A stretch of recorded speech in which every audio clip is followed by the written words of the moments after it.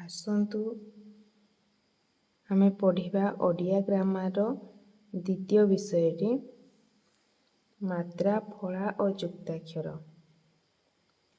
ସ୍ୱରବର୍ଣ୍ଣର ସାଙ୍କେତିକ ରୂପକୁ ମାତ୍ରା ବା କାର କୁହାଯାଏ।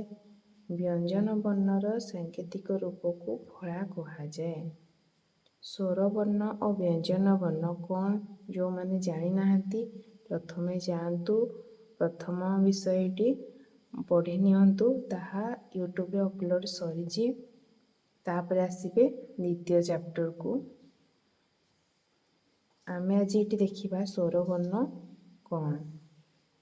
କ'ଣ କ'ଣ ସବୁ ସ୍ୱରବର୍ଣ୍ଣ ରହିଛି, ସାଙ୍କେତିକ ଚିହ୍ନ କ'ଣ, ମାତ୍ରାର ନାମ କ'ଣ, ଆଉ ତାର ଗୋଟିଏ ଗୋଟିଏ ଉଦାହରଣ। ପ୍ରଥମେ ଦେଖନ୍ତୁ, ସ୍ୱରବର୍ଣ୍ଣରେ ରହିଛି ଆ, ତ ସାଙ୍କେତିକ ଚିହ୍ନ ଏହିପରି ଲେଖାଯାଏ। ମାତ୍ରାର ନାମ କ'ଣ ପଢ଼ାଯାଏ ନା ଆକାର। ଉଦାହରଣ ରହିଛି କ, ଠରେ ଆକାର ଠା, କଠା। ତାପରେ ଦ୍ୱିତୀୟରେ ରହିଛି ହର୍ଷେଇ, ହର୍ଷେଇକାର ଏ, ଠରେ ହର୍ଷିକାର ଠି, ଏଠି। ଦୀର୍ଘଇକାର ସାଙ୍କେତିକ ଚିହ୍ନ ଏହିପରି ଦୀର୍ଘଇକାର। କ, ଟରେ ଦୀର୍ଘଇକାର ଟି, କଟି। ହର୍ଷଉକାର ସାଙ୍କେତିକ ଚିହ୍ନ ଏହିପରି ଲେଖାଯାଏ। ମାତ୍ରାର ନାମ ଉକାର ପଢ଼ାଯାଏ। ଠୁଳ। ଦୀର୍ଘଉକାର ସାଙ୍କେତିକ ଚିହ୍ନ ଏହିପରି ଲେଖାଯାଏ। ଦୀର୍ଘଉକାର, କରେ ଦୀର୍ଘଉକାର କୁ, ପ।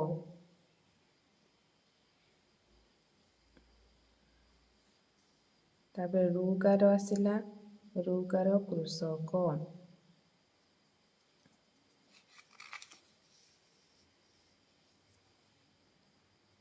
ଏକାର କେବଳ।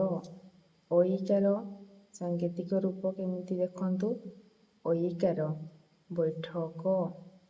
ଓକାର,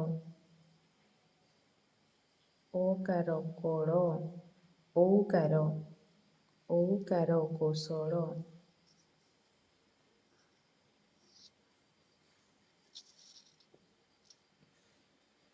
ଫଳା ରୂପରେ ଲାଗୁଥିବା ବ୍ୟଞ୍ଜନ ବର୍ଣ୍ଣର ସାଙ୍କେତିକ ରୂପ। ଫଳା ରୂପରେ କେଉଁ ବ୍ୟଞ୍ଜନ ବର୍ଣ୍ଣ ରହିଛି ତାର ସାଙ୍କେତିକ ରୂପ। ଦେଖନ୍ତୁ, ବର୍ଣ୍ଣ ବ୍ୟଞ୍ଜନ ବର୍ଣ୍ଣର ନାମ ଗୁଡ଼ିକ, ଫଳାର ଚିହ୍ନ, ଫଳାର ନାମକୁ କେମିତି ପଢ଼ାଯାଏ, ଆଉ ତାର ଉଦାହରଣ ରହିଛି।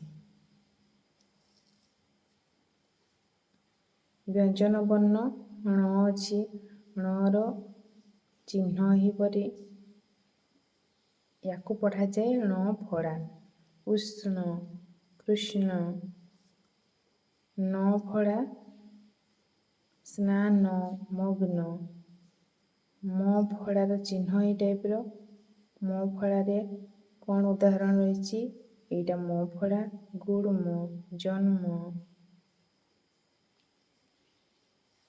ୟ ଫଳାର ଚିହ୍ନ ଏଇ ଟାଇପର। ୟ ଫଳା ବାକ୍ୟ, ଗଦ୍ୟ। ର ଫଳା, ର ଫଳାର ଚିହ୍ନ ଏଇ ଟାଇପର। ପଢ଼ାଯାଏ ର ଫଳା, କ୍ରମ, ଚକ୍ର। ଳ, ଳର ଚିହ୍ନ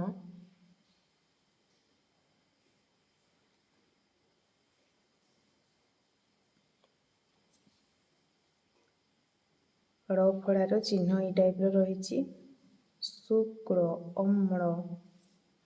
ଲ ଫଳା, ଲ ଫଳାର ଚିହ୍ନ ଏଇ ଟାଇପର। ଗେହ୍ଲା, ମଲା। ଅ ଫଳା, ଅ ଫଳାର ଚିହ୍ନ ଏଇ ଟାଇପର। ପକ୍ୱ, ସତ୍ୱ।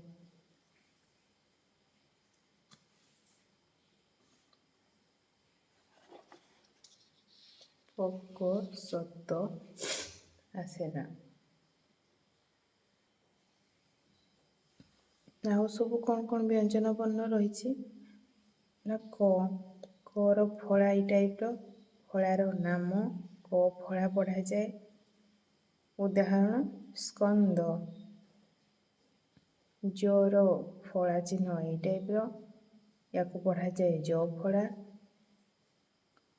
ଅବ୍ଜ ଡ ଫଳାର ଚିହ୍ନ ଦୁଇ ଟାଇପ୍ର ଲେଖାଯାଏ।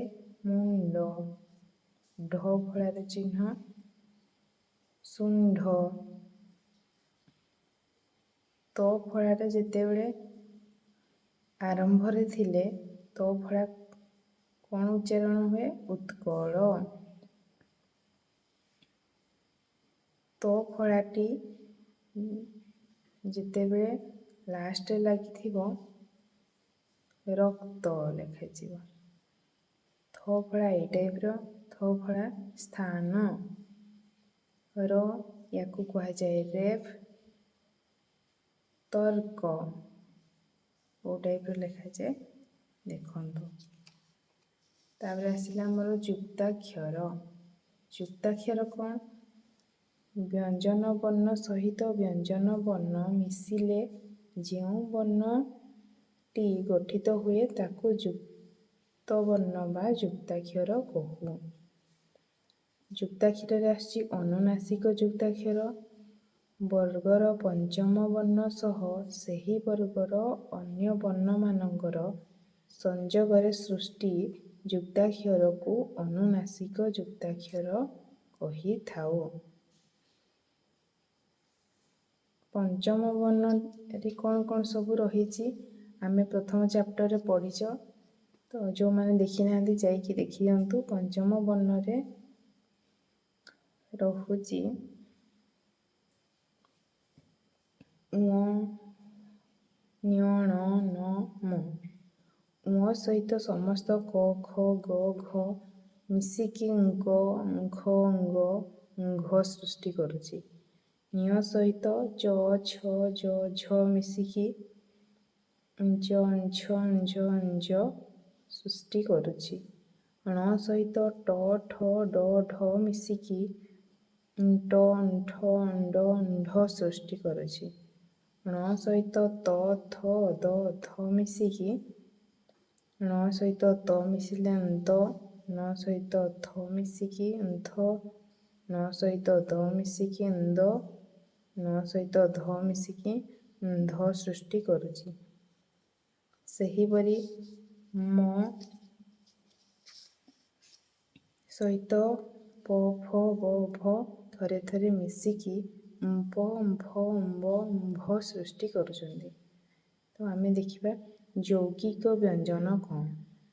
ଦୁଇ ବ୍ୟଞ୍ଜନ ବର୍ଣ୍ଣର ସଂଯୋଗରେ ନିଷ୍ପନ୍ନ ବର୍ଣ୍ଣକୁ ଯୌଗିକ ବର୍ଣ୍ଣ କୁହାଯାଏ। ଯଥା ଦୁଇଟି ବର୍ଣ୍ଣ ରହିଲା କ ସହିତ ସ ମିଶିକି କ୍ଷ, ଦ ସହିତ ଭ ମିଶିକି ଦ ହୋଇଥାଏ। ତ ଆମେ ଆଜି ପଢ଼ିଲେ ଦ୍ୱିତୀୟ ଚାପ୍ଟରଟି ଆମର ଏତିକିରେ କମ୍ପ୍ଲିଟ୍ ହେଉଛି। ତୃତୀୟ ଚାପ୍ଟରଟି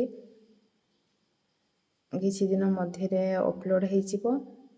ଦେଖିନେବେ ଆପଣମାନଙ୍କୁ କେମିତି ଲାଗୁଛି, ନିହାତି ରୂପେ କମେଣ୍ଟ କରି ଜଣେଇବେ।